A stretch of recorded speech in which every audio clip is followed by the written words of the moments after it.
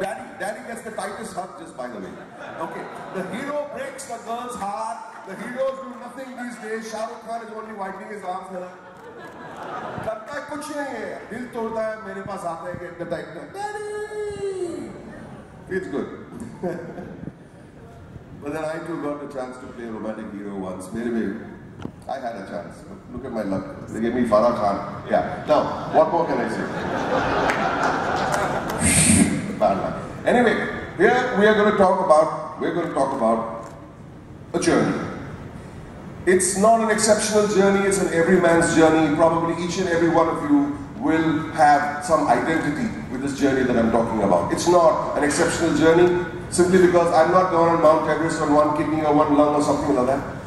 I have gone through the trials and tribulations of life that everybody goes through. So it will resonate with each and every one of you. This is not a film actor talking to you. This is one of you talking to you.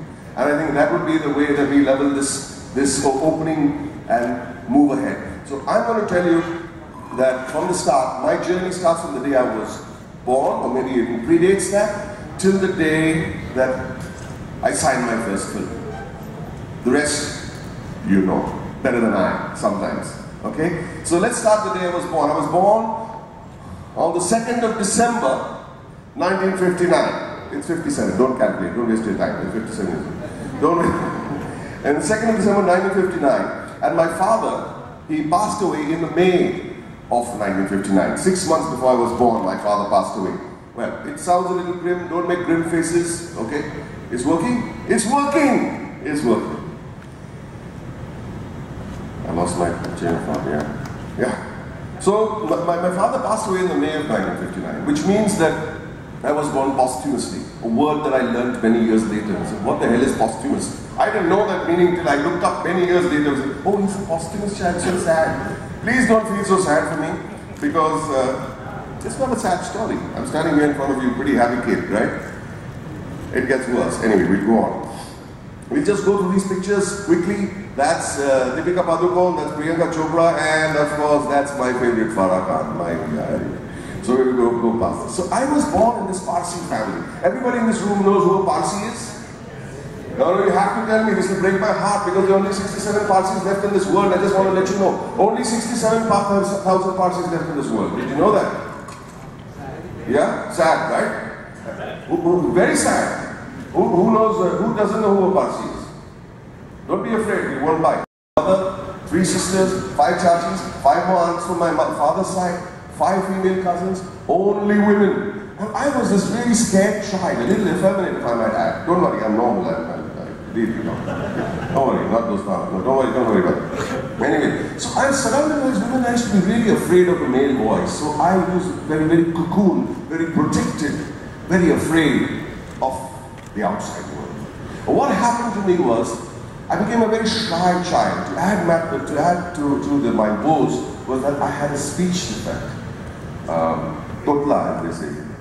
And I used to lisp much like Virus used to lisp, with a squeak. Oh my God, I'm a fool, sticking out my eye. And I'll tell you something, just as you're laughing right now, people used to laugh at me, and because of that, I felt I'm damaged goods. And because of that, it's a psychology that works on you. You know, you're not normal, your father's not around, you speak funny, you walk funny, you're surrounded by women. You don't know what a man looks like, you don't know what a man sounds like.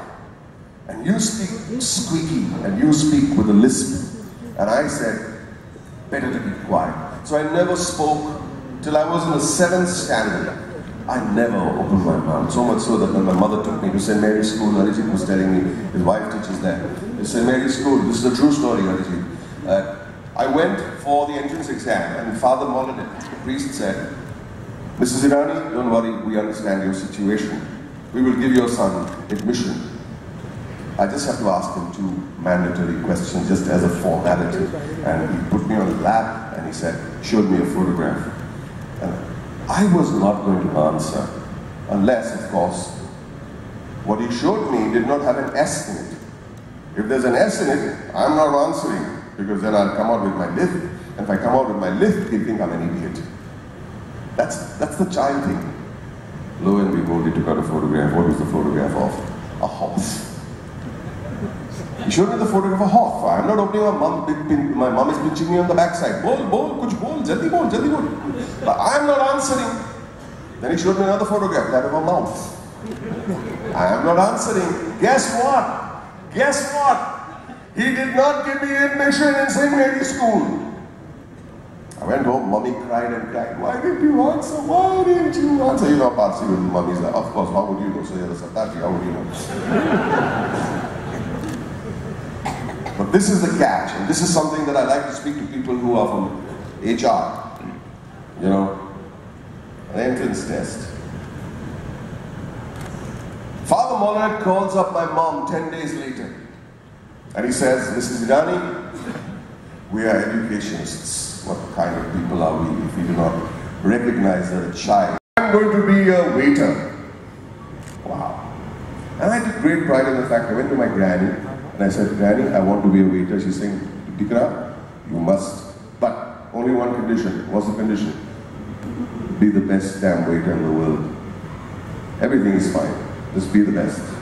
And then I did a little course in waitering and I went to no less Taj Mahal Hotel. My deal is very simple.